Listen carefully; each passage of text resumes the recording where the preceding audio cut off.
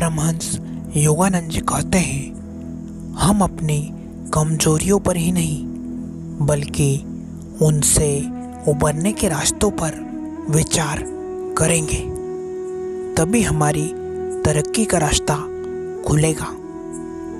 अंग्रेजी में प्रतिस्पर्धा के लिए कंपटीशन और ईर्ष्या के लिए जेलसी शब्द का प्रयोग हुआ है।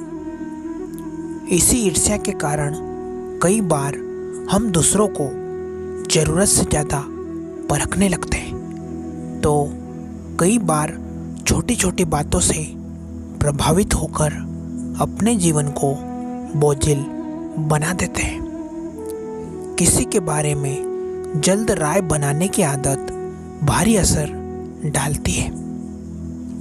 परमहंस योगानंद जी कहते हैं, जो जैसा है उसे वैसा रहने दें। आप अपनी जिंदगी जिए, अपने कौशल पर भरोसा करते हुए आगे बढ़े।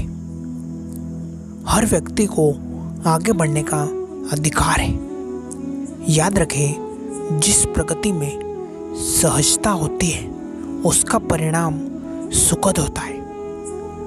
किसी को गिराकर या काटकर आगे बढ़ने का विचार कभी सुखद नहीं होता।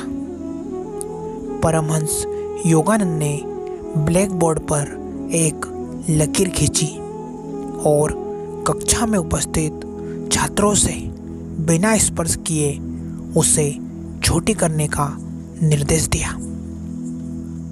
ज़्यादातर विद्यार्थी उस निर्देश का मर्म नहीं समझ सके, लेकिन एक विद्यार्थी की बुद्धि प्रखर थी।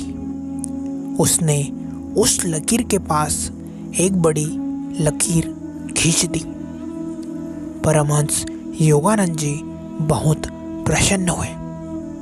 अपनी योग्यता और समाधान से विकास करते हुए बड़ा बनना चाहिए। हम अपने दुखों से नहीं, दूसरों के सुख से ज़्यादा परेशान होते हैं, पर कई बार हम ज़्यादा ही परेशान हो जाते हैं। ज़रूरत खुद को काबू में रखने की होती है, लेकिन हम दूसरों को काबू करने में जुटे रहते हैं। परमहंस योगानंद जी कहते हैं, तूफान को शांत करने की कोशिश छोड़ दे, खुद को शांत होने दे, तूफान तो गुजर ही जाएगा।